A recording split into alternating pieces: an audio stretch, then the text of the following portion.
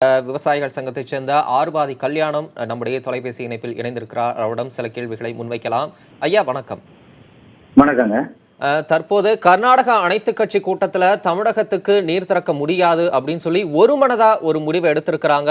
நாளைக்கு மத்திய அரசு சார்பா நடைபெறக்கூடிய கூட்டத்திற்கு பின்னர் தான் இது தொடர்பான முடிவு அறிவிக்கப்படும் சொல்லி கர்நாடக அரசு தெளிவா தன்னுடைய முடிவை அறிவிச்சிட்டாங்க. இந்த முடிவை நீங்க எப்படி பாக்குறீங்க?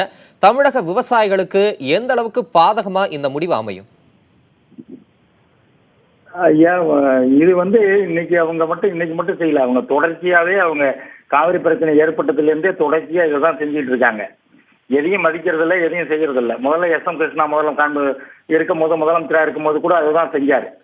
இப்போ அவங்க அதான் செய்யறாங்க. அவங்கள பொறுத்த வரைக்கும் அது தொடர்ந்து அவங்க செய்யறாங்க.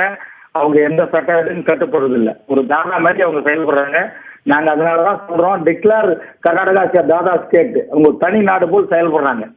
உச்ச நீதிமன்றமும் மத்திய அரசு உச்ச நீதிமன்றம் நிச்சயமாவே கர்நாடக மாநிலத்துல ஒரு தாதா ஸ்டேட்னு டிக்ளேர் பண்ணணும். டிக்ளேர் பண்ணி சட்டத்தினுடைய ஆட்சி அங்க செயல்படுத்துறேன்னு சொல்லிட்டு சட்டப்பூர்வமான நடவடிக்கைகளை உச்ச நீதிமன்றம் எவ்வளவு கடுமையா மேற்கொள்ள முடியுமோ அப்படி மேற்கொள்ளணும்.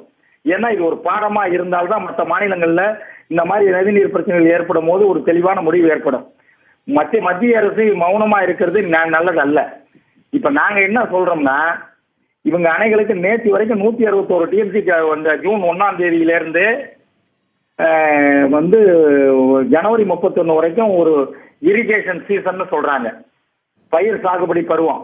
அதுல இப்ப ஜூன் 1ஆம் தேதியிலேருந்து ஆரம்பிச்சு நம்ம செப்டம்பர் 30 வரைக்கும் 134 டிஎம்சி அவங்க தண்ணி கொடுக்கணும்.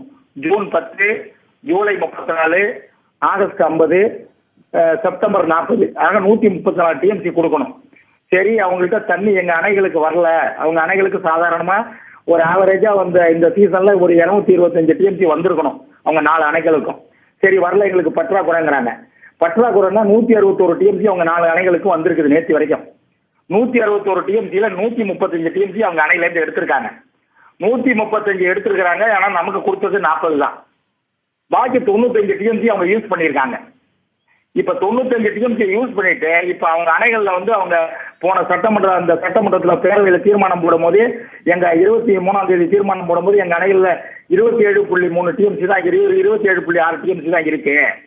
எங்களுக்கு குடிநீருக்கு தான் வேணும், அதனால இந்த தண்ணியை இப்ப கொடுக்க முடியாது. நாங்க இப்ப போய் டிசம்பர் வரைக்கும் கொடுக்க முடியாது, ஜனவரியில தரேன். நாம என்ன சொல்ல வரோம்னா, இப்ப இன்னைக்கு நேற்று 23ஆம் தேதிக்கு அப்புறம் 27ஆம் தேதி நேற்று ரீடிங் அவங்க அணைகள்ல லைவ் ஸ்டோரேஜ் 4 அணையில 30.53. இப்ப அவங்க சொன்னதுக்கு பிறகு 3 டிஎம்சி அவங்க அணைக்கு தண்ணி வந்திருக்குது.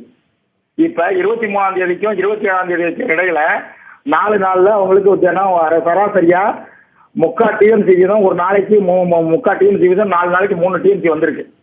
அப்ப 3/4 டிஎம்சி அவங்களுக்கு வரும்போது நமக்கு 1/2 டிஎம்சி உச்ச நீதிமன்றம் சொன்னது 7 நாளைக்கு 1/2 டிஎம்சி வீதம் 7 நாளைக்கு 7.5 டிஎம்சி கொடுங்கன்னாங்க.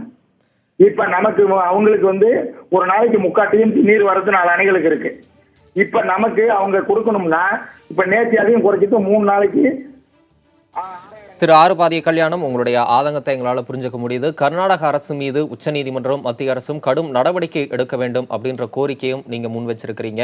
உங்களுடைய கோரிக்கை குரல்களுக்கு விரைவில் உரிய தீர்வு கிடைக்குமா என்பதை பொறுத்திருந்து பார்க்கலாம். மேலும் கர்நாடக அனைத்து கட்சி கூட்டத்தில் தமிழகத்திற்கு நீர் திறக்க முடியாது என்று முடிவெடுக்கப்பட்டிருக்கிறது. இந்த முடிவு குறித்த விவரங்களை வழங்கியமைக்கு மூத்த செய்தியாளர் ராமானுஜம், உங்களுக்கும் நன்றி.